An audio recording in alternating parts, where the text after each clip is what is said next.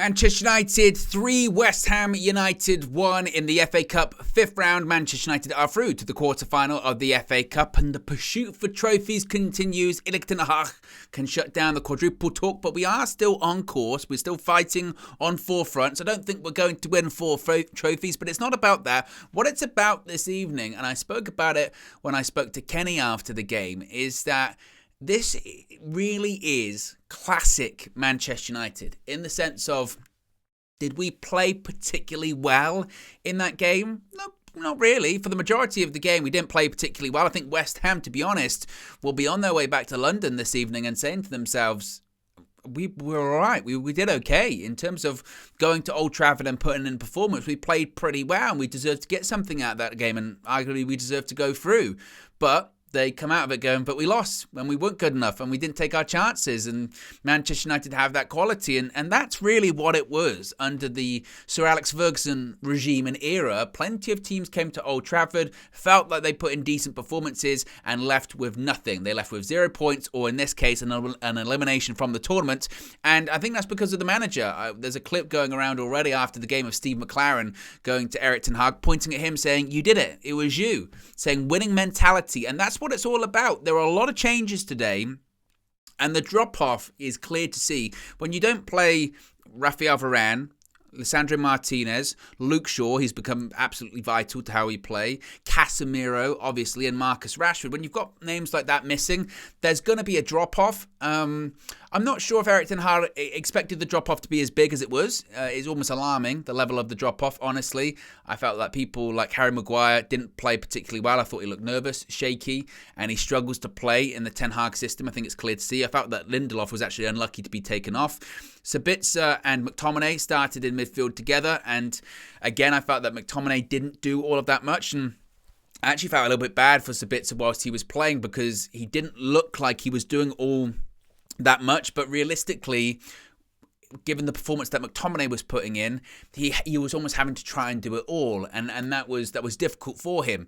And in the first half, look, we were fortunate to get to halftime 0-0. David De Gea makes a fantastic one-on-one save, and realistically, that came from Maguire being so deep, simple free ball, and Mikel Antonio's through on goal. David De Gea makes a great save, and before the game, he was given the award for breaking the record of 181 clean sheets for Manchester United with Sir Alex Ferguson, but it was just too easy, and West Ham were having the better of the chances. They were going closer, and arguably it got to half-time, and you thought, well, they should have been winning, and I think they felt that they would have been winning. Half-time comes, and United hadn't really created all that much in the first half, so Erik ten Hag says, right, I'm going to bring on Casemiro, I'm going to bring on that player that is so important to us, and it was a great change to make, but it didn't initially change all that much because we still looked really flat, we still looked really lethargic, and we still looked really slow, and West Ham get that goal. Now, obviously, if the result was a bit different, I might be absolutely furious about the VAR decision or the lack thereof for the West Ham goal. Just looking at it, it looks like it's gone out of play. I know that given, for instance, Japan's goal at the World Cup, you can't really trust your eye on these things anymore. Unfortunately, with VAR, it has to be a clear and obvious error, and in their eyes, there isn't a good enough camera angle to disprove that the ball has indeed gone out of play, even though by just looking at it, it looks like it's gone out. But look, the ball is a sphere. There's still a possibility. I guess it could be touching the byline. I don't know. At this point, I don't really care. VAR, I don't even know what it's there for anymore, honestly, because even things where, it's even more simple than that, they get it wrong. So what am I expecting? What am I expecting? I don't know. And ultimately, you can look for a decision like that, but you have to react. And the United players didn't react to that. They stopped. They slowed down. It's a great finish. It's a great goal. And ultimately, is what West Ham deserved, honestly. Now, what I have to give credit for Erik ten Hag is the moment we went 1-0 down, he went, right, that's enough.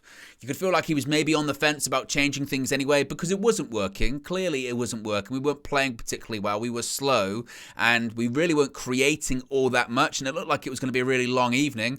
So the moment we went 1-0 down, he takes off Lindelof, who again I thought was unfortunate to be taken off, brings on Martinez, takes off Anthony, brings on Marcus Rashford. And to be honest, again, in terms of the subs really changing the game, we were lucky not to be even further down because after West Ham score, they should have scored another one. Ball fizzed across the box. It should be tapped in. It wasn't. That could have been a different game. David De Gea, once again, has to make a great save. We think we've equalised. Ball into the box by Bruno Fernandes, whose crossing was actually, I think, pretty good this evening. Casemiro gets the goal, similar goal to the one he scored against Newcastle at the weekend. And whilst that one was ruled to be onside by VAR, this time it was ruled to be offside, and it looked offside by, again, the naked eye. And indeed, it was proven to be offside. And you then started to have this bit of concern because earlier this season, or definitely last season and in seasons gone by, that when you have a couple of setbacks like that, going 1-0 down with a bit of maybe a dodgy VAR decision, scoring but then being ruled out because of a VAR call, sometimes United haven't had that resiliency to come back from that. That's all they can take. That's all they can handle. And we're still, I certainly speak for myself, I'm still kind of adjusting to this. Actually, we can believe, like, this team will create chances and this manager will create tactics and create certain scenarios that will allow us to create chances. There is a fear factor about coming to Old Trafford once again, absolutely.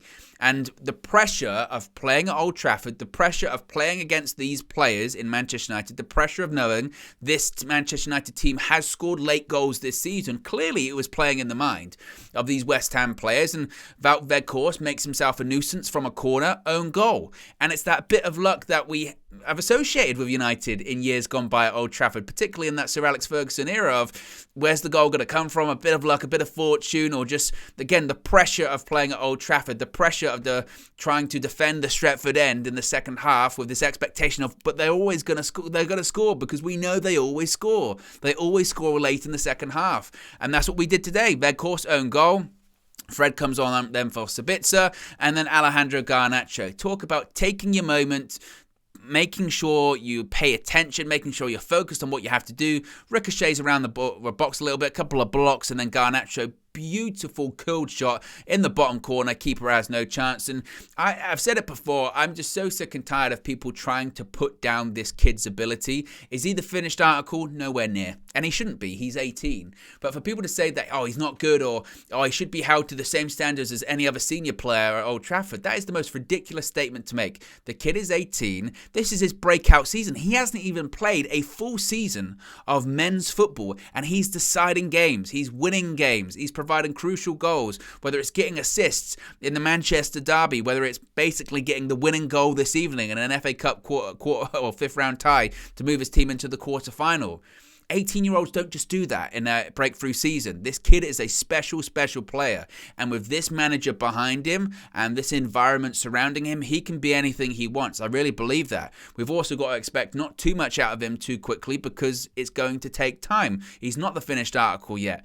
But if this is just a hint of how good he can be in the future, my goodness, it's exciting.